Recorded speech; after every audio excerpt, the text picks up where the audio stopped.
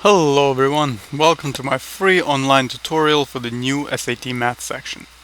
Now the problem that you see on your screen right now is taken from the first exam in the official SAT study guide just released by College Board. This is problem number 28 from the first exam in section 4 where the calculator is allowed. Okay? Now this is a tricky problem because they don't really give you a graph for this problem, and you need to understand the graph, or you need to draw it on a scrap paper to fully get the answer correct, right?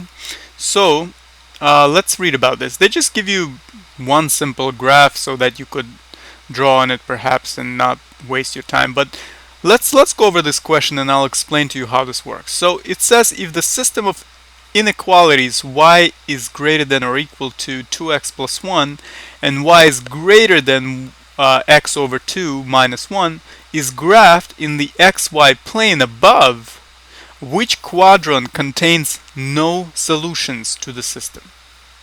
Now the first thing that you should understand is that a solution to the system of these two linear equations means that there's a set of all points that satisfy the y values such that they are greater than or equal to 2x plus 1 and greater than x over 2 minus 1. Right? So, in other words, all y values that will be part of the system of linear equations, of the solutions of the system of linear equations, must satisfy the fact that they're greater than 2x plus 1 and greater than x over 2 minus 1, right?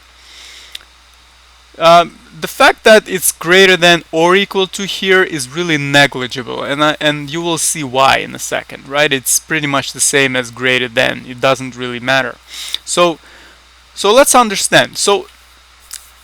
And as you see graphically, right, when you take these two equations, graphically you know that when they're greater than or equal to both of these lines, that means that there's some sort of intersection, right? There's some sort of intersection of their solution spaces. So in other words, if you take all y values that are greater than 2x plus 1, you will have a certain solution space, right, which is above the line 2x plus 1. Y equals to x plus 1, right? It's above that. And now the second solution space is x over 2 minus 1. And y values must be greater than that. So this is a second solution space. Now in order for the solution space to satisfy both of these constraints or requirements, that means that there has to be some sort of intersection between the solution spaces for these two constraints, right? Intersection. So there has to be a solution space that satisfies both of these conditions, right?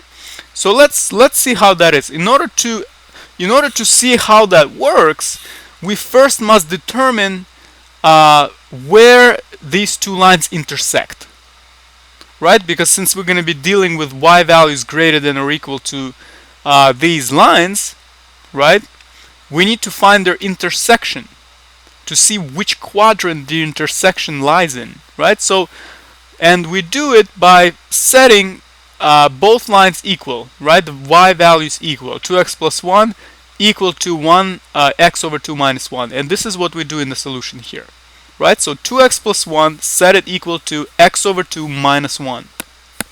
And when you solve for x, you wind up with x is equal to negative 4, 3. Now let's see where negative 4, 3 is, right? This is the origin, right? 0, 0 point. Now negative 4, 3 in the x is the negative, it's to the left of the origin, right? So it's kind of divided between quadrant 2 and 3, right? So you know that this is the intersection point between these two lines that you see here, right? So now let's see the following. You know that when you set x is equal to 0, you will have y is greater than or equal to 1, right? So that means that you already have to be, when you're dealing with x is equal to 0, right, the y-axis, you know that you have to be at least 1 and above. So that's the solution space right there, 1 and above.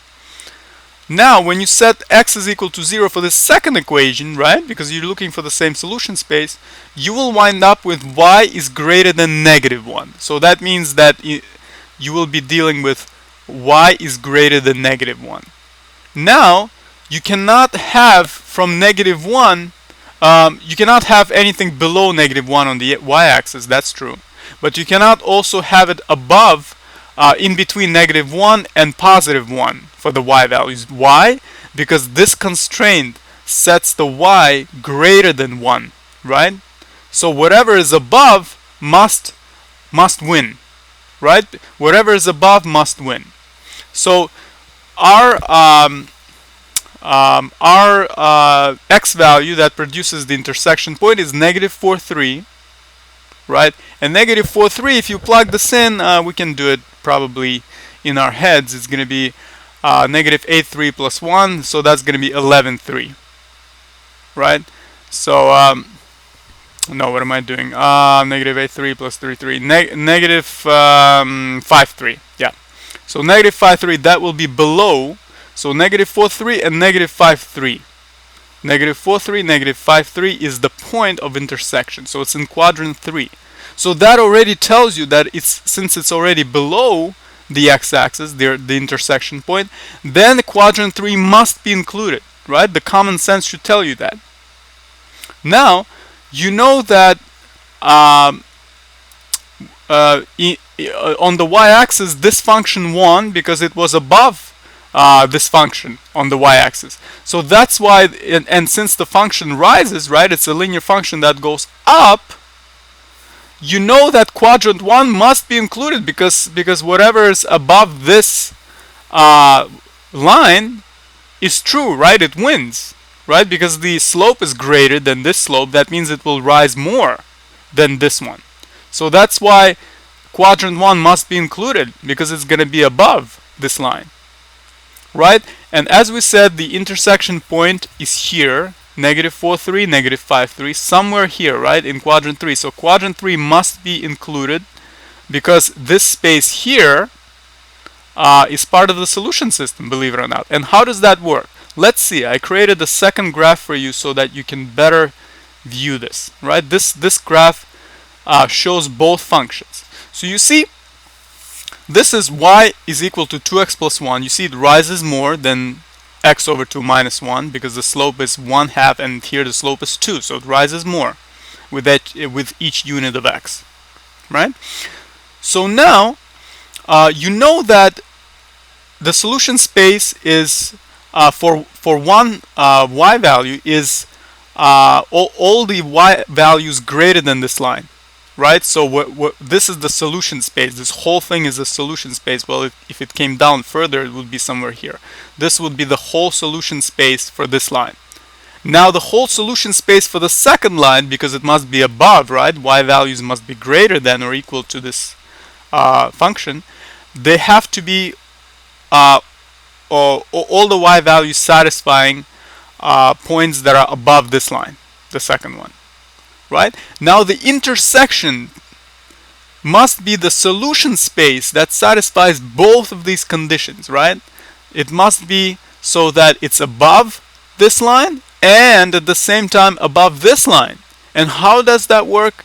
It works this way.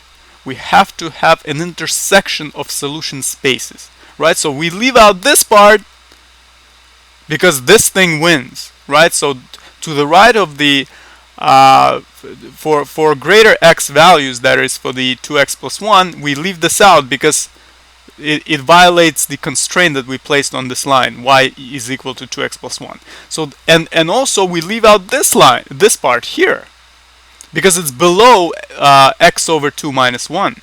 It's above 2x plus 1, but it's below x over 2 minus 1. So we leave it out. So whatever satisfies both of these conditions must work. Okay?